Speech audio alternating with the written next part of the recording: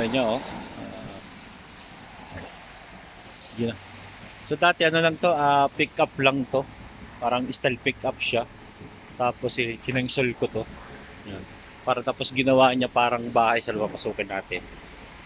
Yan natin. Oh, di ba? Ganda. Sulit. Oh, ginawa niya parang bahay sa loob.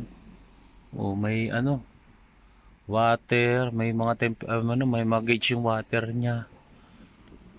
Ganda, may ref pa oh. Yan. May aircon. Lagyan ng aircon, parang bahay talaga. Ginawa niya parang bahay na. Ang travel na. Galing. Ganda.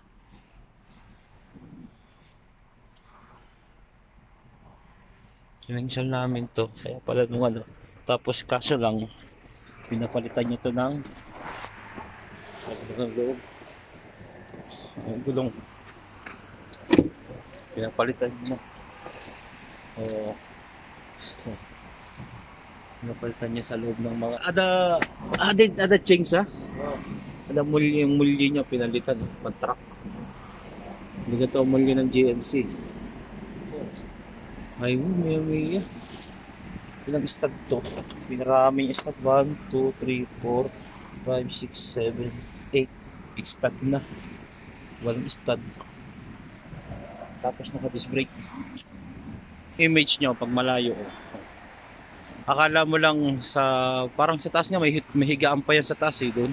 Nakatuktok. Yan. Pinagawa ni Sir yan. Kinangsel namin yan dito. Ayan. Ganda. Ang ano niya, tama ba? Walang stud na. Tapos yung multi niya, malaki na. Yung tangke niya, parang pinado na rin siguro. Tingnan nga natin yung tangke niya.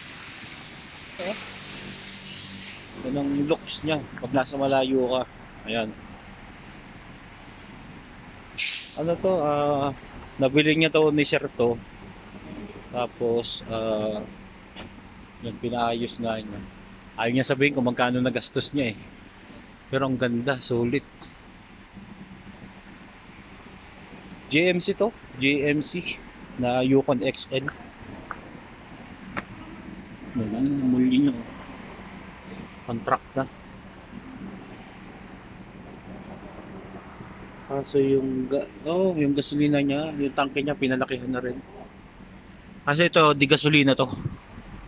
Kaya kung papagawa ka nito, siguraduhin mo kaya mo isupply ang gasolina dito. Napaka lakas consume niya. Yun parang yun ay sa tuktok ng higaan. Higaan pa siguro yun. Mas aircon siguro to. Tapos ito siguro yung fuel niya. Correct, ito yung ano niya. Fuel tank niya. Hindi ako magsasalin. Galing oh. Galing na nag-modify ito. At hindi ganito ang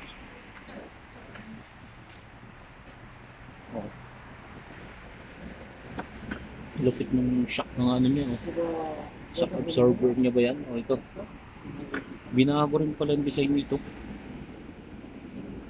Tapos naka ano siya.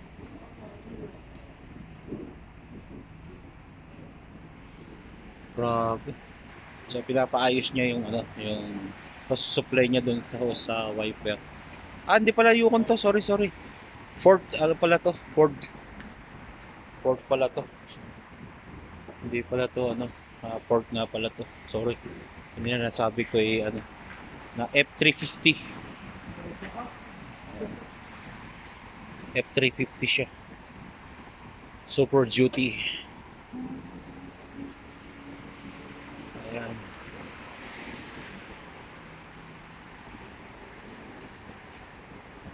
Nagpaayos lang siya ng ano niya. Diba? Ang ganda. Magandang looks niya pag malayo. Oh. Wow. Papasana all ka na lang.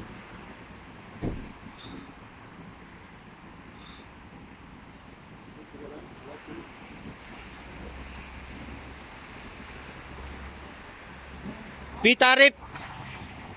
Yun ang problema. We have tariff.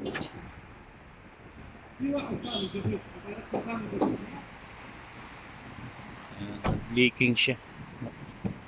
Ah, hinahos. Yun. Oh, ayun yung makina niya.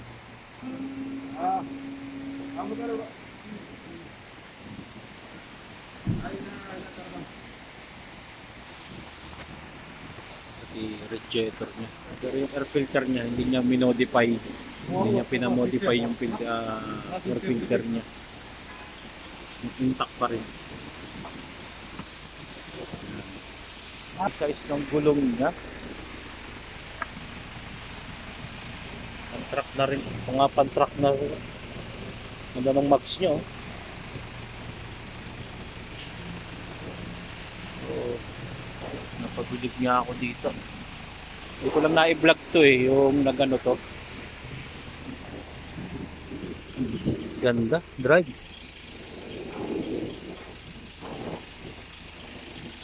Ayan, mga nasa.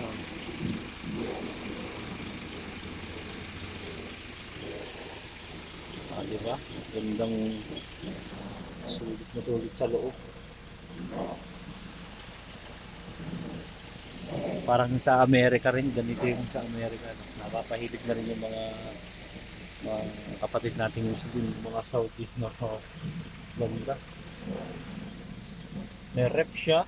May, ayun, may hose pa. Ay, mayroong ugasan ng mga plato. Tawag dyan.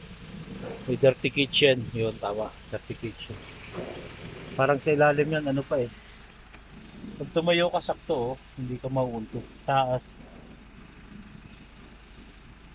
Siguro may lutoan din yan. Hindi ka na may upuan pang maliit. Ah, di ba? Ayos na ayos. Oh. Ayan. Ford.